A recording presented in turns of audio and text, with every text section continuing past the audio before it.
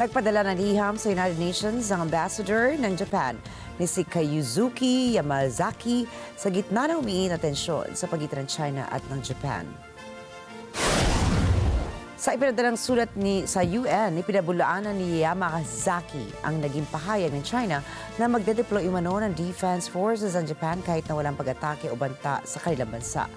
Dagdag pa ni Yamazaki, walang nagbago sa ugnayan ng Japan at Taiwan mula nang maipasa ang 1972 Japan-China Joint Communique. At patuloy niyang umaasa ang Japan na payapang mariresolba ang usapin ukol sa Taiwan. Noong nakaraang linggo ay nagpadala rin ng liham ang China sa UN kung saan isinaad nila na ito ang kauna-unahang pagkakataong nagpakita ng paghahangad na makialam ang Japan sa laban ng China at ng Taiwan.